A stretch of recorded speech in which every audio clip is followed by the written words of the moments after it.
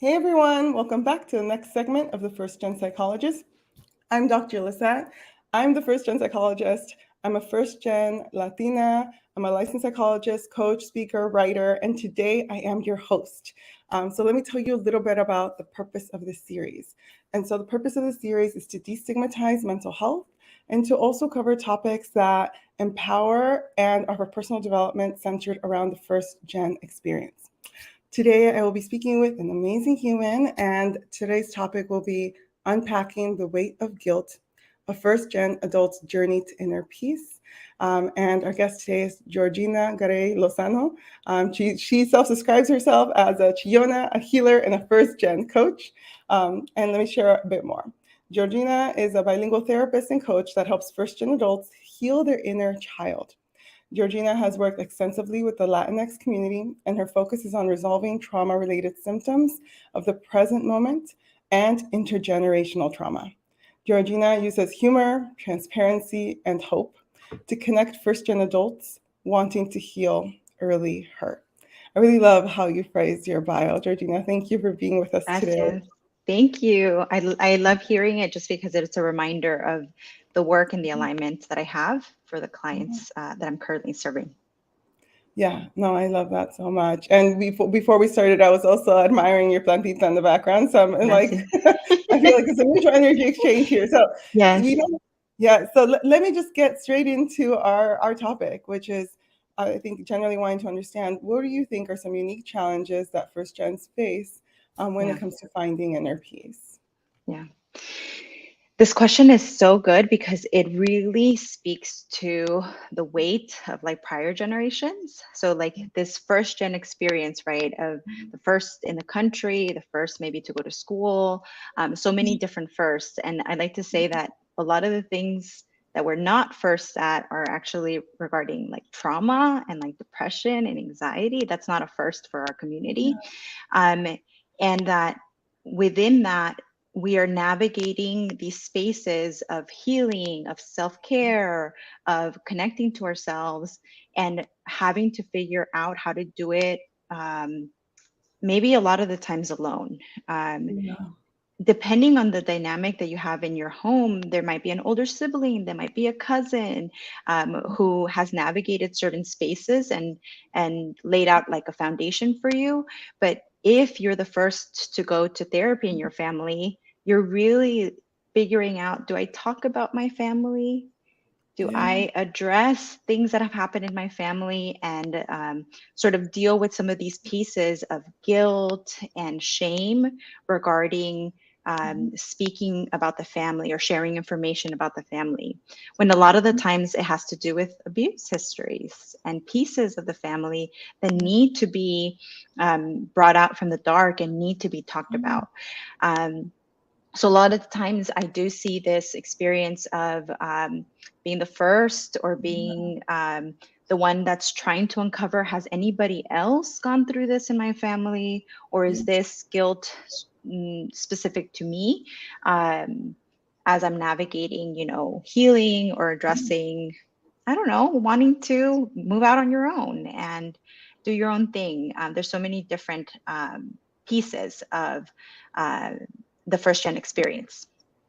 Yeah, no, absolutely. And in that I hear the some of the challenges being kind of feelings of isolation because in the Mm-hmm. experience of being the first, right? Sometimes you have support of other people who are maybe on that journey, like you mentioned, like the siblings or not, Cousin. Mm-hmm. but or cousins or other close family members, maybe a close family friend. But then sometimes you're Mm-hmm. on your own, and I think that resonates with me a lot because I'm the eldest, at least on my mom's side, and my mom's side is the family side that's predominantly lives in the United States, and so Mm-hmm. I.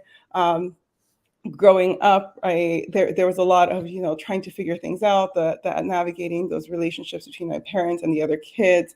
And Mm-hmm. honestly, I think my younger cousins saw me as it's like, oh, Liz, well, they call me Liz, like she's going to Mm-hmm. out, we're really get in trouble, she's going to tell the adults, because Mm-hmm. in many ways I fell into a bit of a caregiver role with Yes. them, right? And we talk Mm-hmm. about that in terms of parentification, being Yes. placed in roles of adults of adults when you're still a child, right? Like in that moment, I felt Yeah. very strongly to be a caregiver. So that challenge of, wanting to connect, not knowing how to connect. And then of course you go to therapy for the first time, and it's, oh, how do, what is your role in your family dynamic?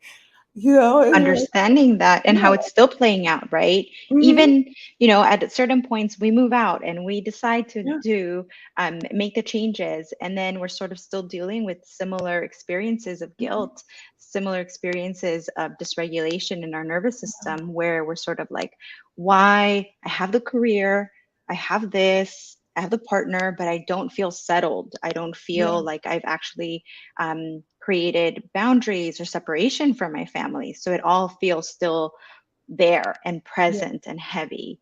Um, and I'm the first female in my family. We're five. I have four siblings, five total.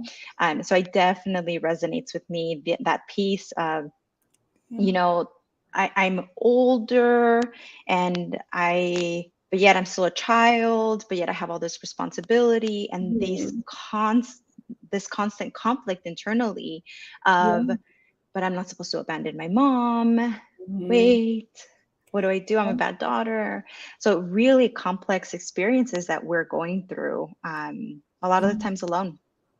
Yeah, and I think this is a perfect segue into wanting to understand a little bit more specifically with regarding the guilt, right? Yes. How our cultural identities can play a role in that experience of guilt. And I think you highlighted that so beautifully in that, certain roles and expectations, gender roles and expectations, Mm. right? So we both maybe had some similar experiences of being placed Yes. in a bit more caregiver roles, nurturing Hmm. roles because of our expressed gender identity, Hmm. right? And then Yes.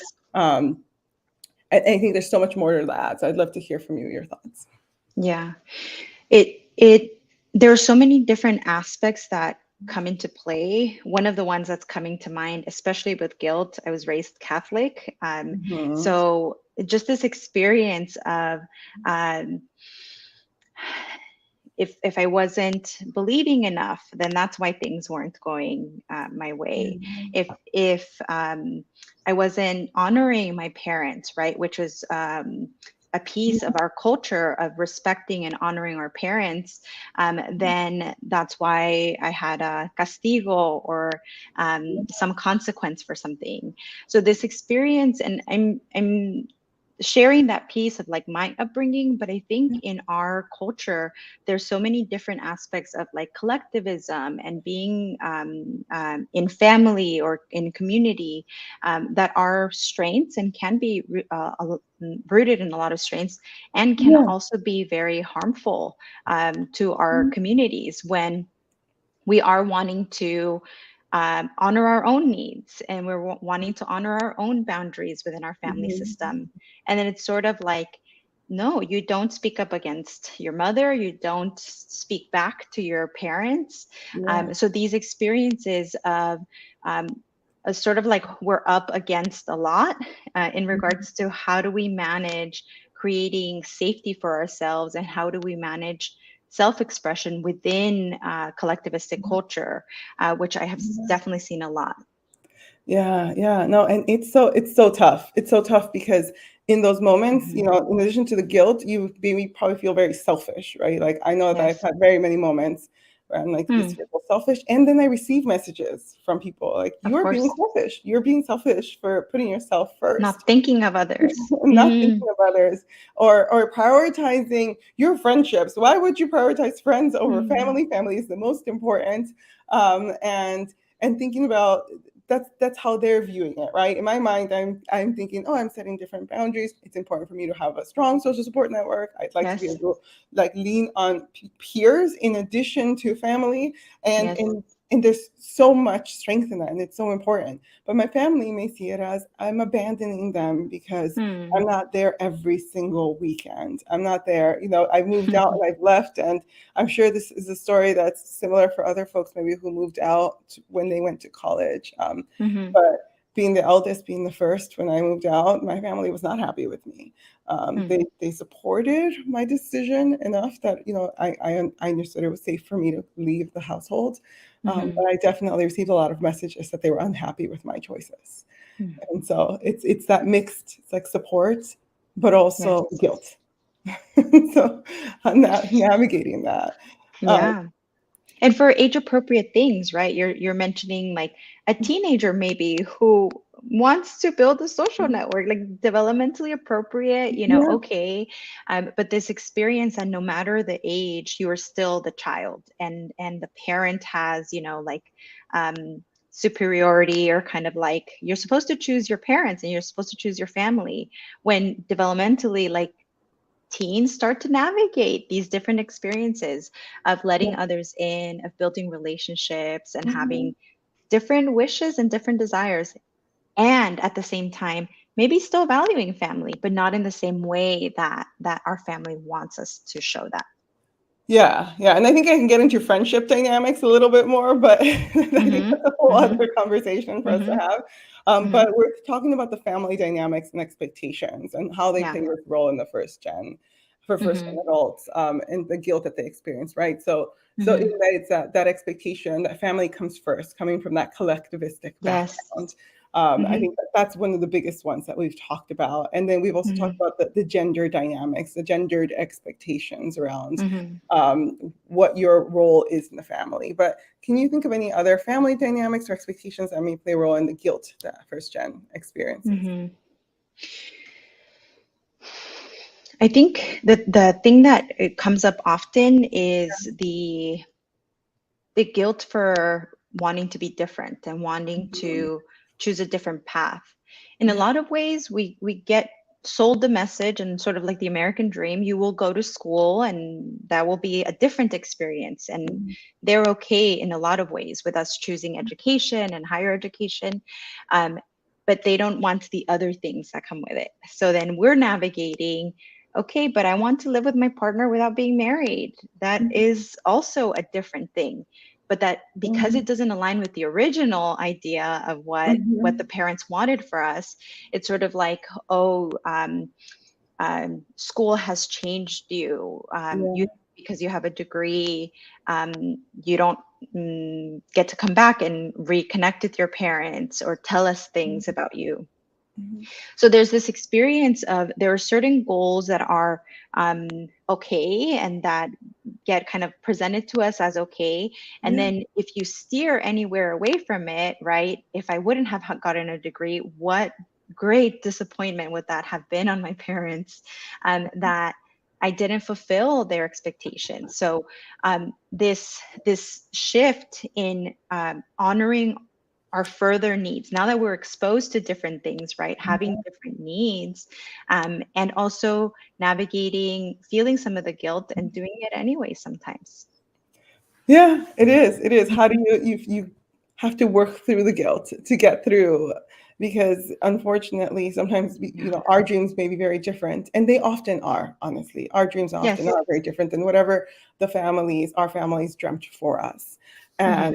And I think it's so hard, because for me, when I think it's such a pivotal experience for me was when I went to college, and my parents wanted me to go to college. So as you were talking about this is an example that comes to mind for me. It's like they want me to go to college. They want me to get a higher education. Hmm. They want me to be successful. The Hmm. messaging I received from my mom growing up was, I never want you to feel that you have to depend on anyone else for your basic needs. You should always Hmm. have that independence. You should always be capable. Hmm. The messaging of, I want you to be strong and independent. I want you to make your own choices.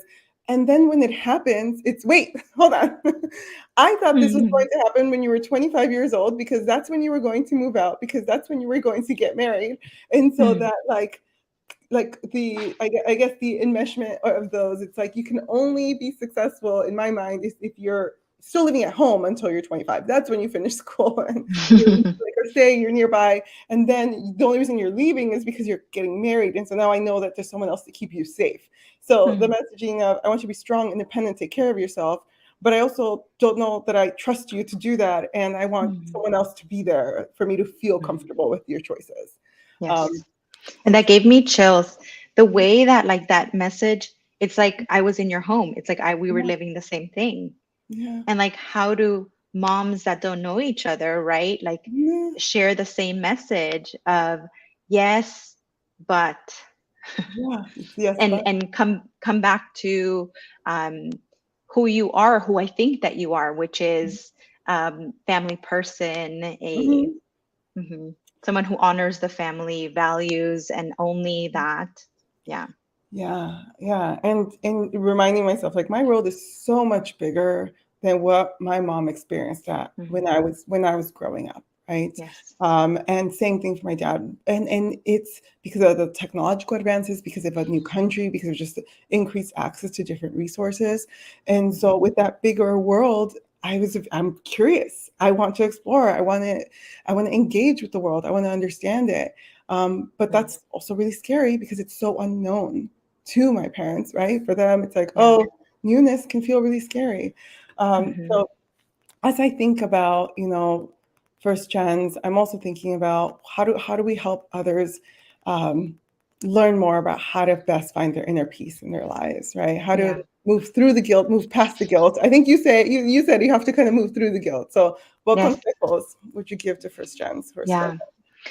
Um, you're actually reminding me of it with your trust. Like, do they trust me to, or maybe they don't, or they have this Yeah, concern, right? yeah, So for the first gen adult that I'm speaking to, yeah, I I am speaking to, do you trust you? And I'm speaking to, do you know your core? yeah, And this experience, and I always do this in session, and it's like such a constant for me. Like, I speak about my core, and I kind of like yeah, speak to like my belly area, yeah. and this experience of, I got it from here, mom and dad. I Mhm, You did your part. You have guided me the best way that you knew how, or within your own limitations also. um, I got it from here. And that truly comes from a place for me of um, safety yeah, and internal safety and trust in myself, yeah, that you may not agree with it, but that I have this capacity now. mhm. Um, and I'm okay with your disagreement of my lifestyle or my Yeah, choice. yeah. Yeah. I love how much you phrase that so much in terms of because it is also the individual's awareness of how Yes. much they trust themselves, they're trusting their decision making. How much are you seeking permission, validation from others when you're making your own decisions? And so Yes. trusting yourself, I got it. I got it from here. And And seeing yeah, their limits, right? Their limits in trusting us as absolutely. not um, as their view of, you're still a child, right? Their view of, you still need guidance, and sort of like, oh, you haven't caught up, mom. You haven't caught up, dad. No, no, no. Hmm. And I don't know about you, Georgina, but I know that if I'm like, Mom, and she's like, siempre vas a ser mi niña. I always say, you'll always be my child. Yeah. I will always be a parent. I will always worry about it. And I don't deny that that is her experience or my Yeah. parents' experience. Hmm. Yes, because I hear that often from folks in Hmm. my lives who are parents. There's this, you're always thinking of your child. Um, Yes. and it's not, I'm not taking away the fact that I am your child. I'm just asking you to trust that you've raised me to make my own Hmm. decisions, and that I Hmm. have the capacity for that. And for that, I need to trust myself. So that's how I'm hearing you talk about it, and I Yes. love that. Yeah. Yes. And so as we're closing off today, I would love to learn a little bit more about how we can support you and your work. Yeah. I am a therapist in the state of California. I do have openings for therapy clients. Those are usually if you're wanting to work on trauma and heal inner child wounding or early childhood experiences. Um, Additionally, I offer coaching for anyone who's not in California, who doesn't need trauma treatment. So, speaking about some of these topics, expanding on the first gen experience is definitely something that we can work on. And then I offer some free workshops. They're called Sana Sana, and they're on intergenerational healing. And you can find all of that on my Instagram, Georgina Garay Lozano. Yes, awesome. Thank Yes. you so much, Georgina. It's been such a pleasure to have you here to talk about this. This is a topic that I think even in every question, I'm like, I have so much more that I wanted We to can go delve on. into, Yes. right? So Yes. this is a reminder for like all of these topics, we're just at the very tip of the iceberg with them. There's Starting. so Yeah. much depth to all of this.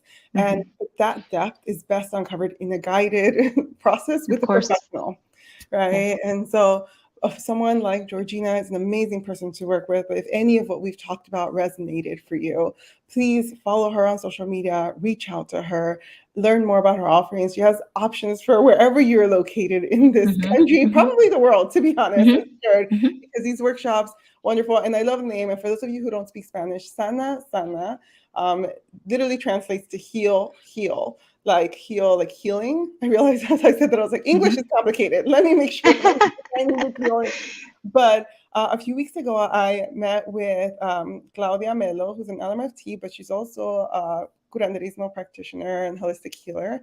And she spoke to me about how that even just the phrase sana, sana, colita de rana, which is a common phrase that I grew up hearing whenever I wasn't feeling well or I was feeling sick, how that is a form of curanderismo and that like holistic spiritual healing.